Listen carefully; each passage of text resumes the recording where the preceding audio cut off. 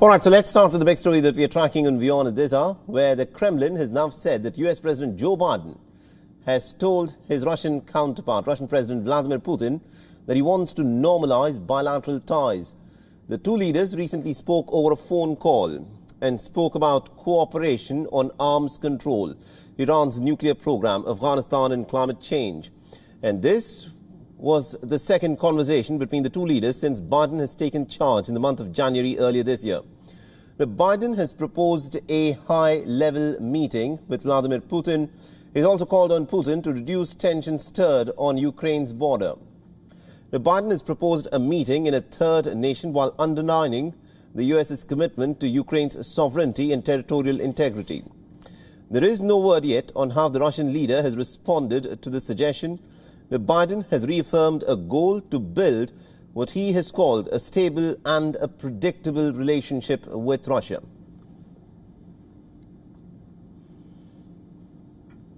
Well, let me first say that, as you note, the president had a call with President Putin this morning. We put out a readout of that, but let me reiterate a couple of the highlights for those of you who are following other pieces of news.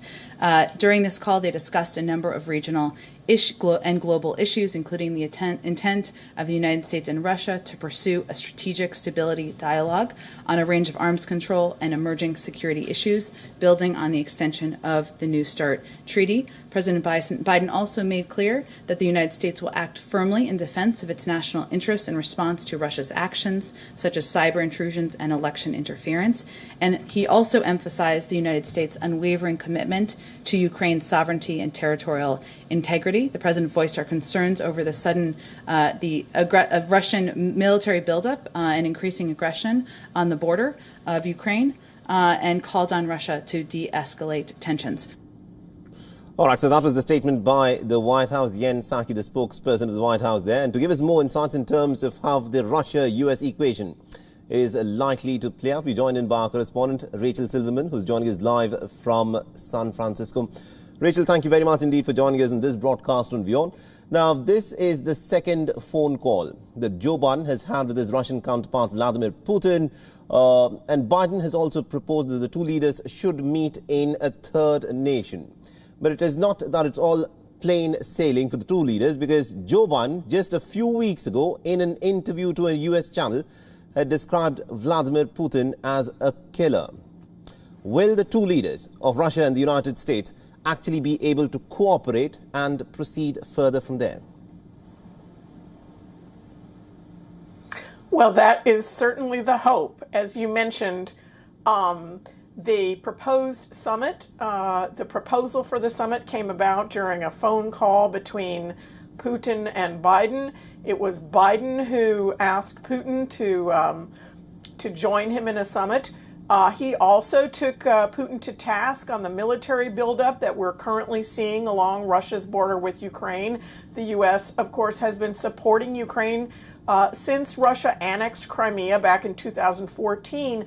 Biden also restated his support for additional arms control negotiations with Russia. You may recall, shortly after taking office in January, Biden and Putin agreed to a 5-year extension of the New START treaty that was then set to expire. President Biden also made it clear that the United States will act firmly in defense of its national interests in response to Russia's actions such as cyber intrusions and election interference. And all those things one might think could be better discussed in a one-on-one or a meeting, an in-person meeting. So we assume that's why Biden suggested a meeting with Putin in a third country in the coming months. As you mentioned, there's no word yet on when or where the meeting will be, or what Putin's answer was. The Kremlin confirming that Putin was asked, but no confirmation about an answer. The White House telling reporters the relationship with Russia is likely to remain a challenge. Biden's outreach appears more focused on preventing a disaster than from seeking a diplomatic breakthrough with Putin. But the hope is it may take forward the U.S.-Russia relations, which have been strained for quite some time.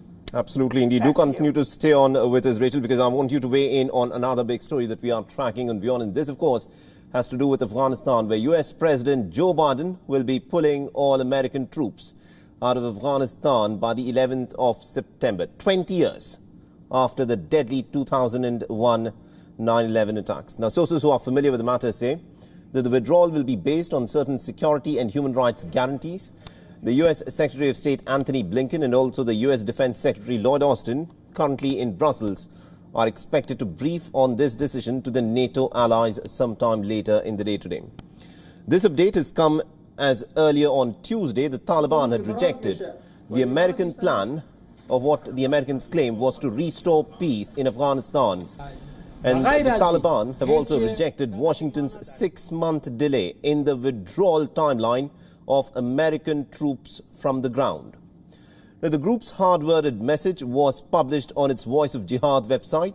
As reported by the US-based FDD's Long War Journal, the message read, and I quote, "The Islamic Emirate responded firmly to Biden's comments, has announced that if the occupying forces do not leave by the agreed-upon date, then attacks shall resume."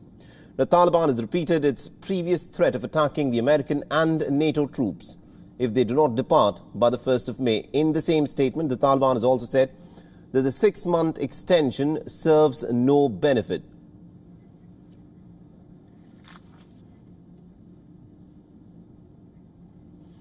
All right, and Rachel Silverman, my colleague, is still live with us from San Francisco. Rachel, this is a new timeline that has been announced by the Americans. Instead of the 1st of May, 9/11 of 2021, this is now being proposed as the date when the Americans would like to withdraw all of their troops from Afghanistan. How will this peace process move forward? Because the 1st of May was a deadline that was agreed upon in Doha last year when Donald Trump was, of course, negotiating with the Taliban. But Joe Biden has said that he would like a slightly longer timeline. How is that helping things on the ground? Well, you're right. The new deadline would coincide with the 20th anniversary of the terror attacks in the U.S. in 2001, September 11th.